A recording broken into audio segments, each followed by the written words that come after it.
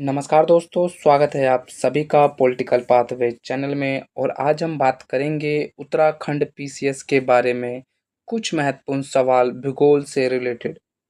तो आज की ये वीडियो जो मेरी होगी पूरी की पूरी उत्तराखंड के ऊपर होगी, जिसके अंतर्गत हम कुछ जो प्रीवियस ईयर में क्वेश्चन कर आए थे उत्तराखंड के अंतर्गत, वो क्वेश्चन को आज हम यहाँ पे सॉल्व करेंगे, क्योंकि उत्तराखंड के एग्ज़ाम को अब ज़्यादा समय नहीं रह गया है। तो चलिए शुरू करते हैं, ज़्यादा समय ना ख़राब करते हुए। ये सभी के सभी क्वेश्चन जो हैं पीडीएफ फॉर्मेट में रहेंगे, जिससे कि समय की बचत हो सके।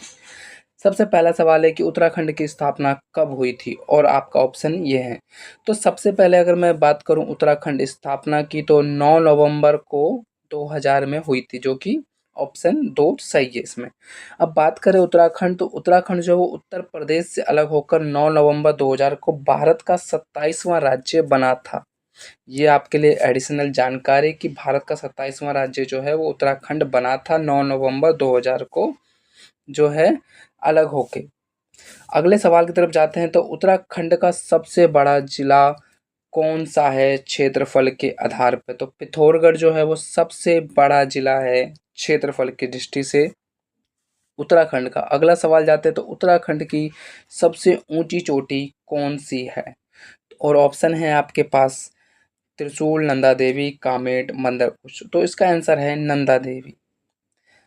नंदा देवी की जो हाइट है 7816 मीटर के करीब है, जो कि उत्तराखंड की सबसे ऊंची चोटी मानी जाती है। अब आता है कि उत्तराखंड का उच्च न्यायालय कहाँ पर स्थित है। जैसा कि आप सभी को पता है, तो उत्तराखंड का उच्च न्यायालय जो है नैनीताल में स्थित है।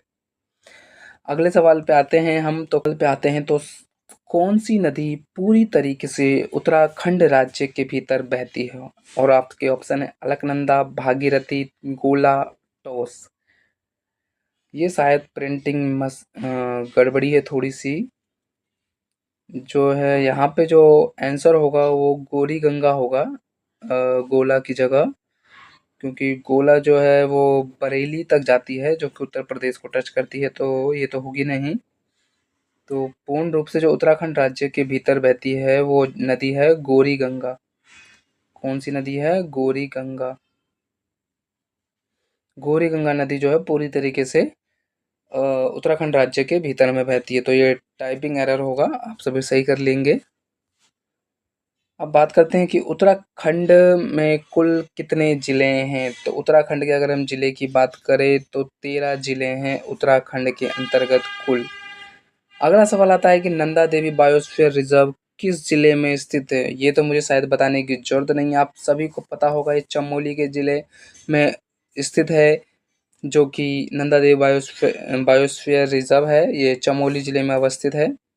चार धाम यात्रा में से कौन सा धाम उत्तराखंड में स्थित है? केदारनाथ और बद्रीनाथ जो है वो उत्तराखंड में स्थित है। आप देख रहे हैं कि प्रीवियस ईयर के क्वेश्चन है, बड़ी ही आसान सवाल आते हैं, बस थोड़ी सी आपको जानकारी होनी चाहिए।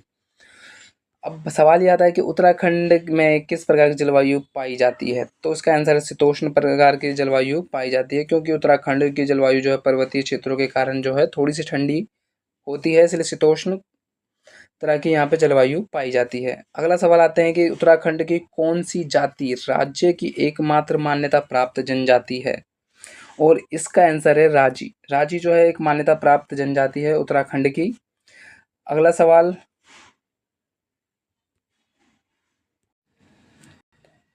अगला सवाल आते हैं, उत्तराखंड के प्रसिद्ध फूलों की घाटी राष्ट्रीय उद्यान किस जिले में स्थित है? तो इसका आंसर है चमोली जिले में स्थित है। अगले सवाल पे आते हैं, तो उत्तराखंड की प्रमुख भाषा कौन सी है? तो हिंदी, गढ़वाली, कुमाऊनी, ये सभी जो भाषा हैं, तीनों की तीनों भाषा जो है वो उत्तराखंड में बोली जाती है, और हिंदी राज्य आधिकारिक भाषा है वहाँ की। तो ये सभी इसका आंसर होगा। बात करते हैं उत्तराखंड में कौन सा प्रमुख तीर्थ स्थल है जिसे धर्म नगरी कहा जाता है? तो हरिद्वार जो है धर्म जिसे धर्म नगरी कहा जाता है वो हरिद्वार है। अगले सवाल पे आते हैं, उत्तराखंड का राज्य पशु कौन है? तो कस्तूरी मृग जो है वहाँ उत्तराखंड का राजकीय पशु है। उत्तराखंड राज्य के पहले मुख्यमंत्री कौन थे? कई बार पीसीएस में अधिकतर ये सवाल पूछ लेते हैं, पहला कौन, आखिरी कौन, तो आपको पता होना चाहिए।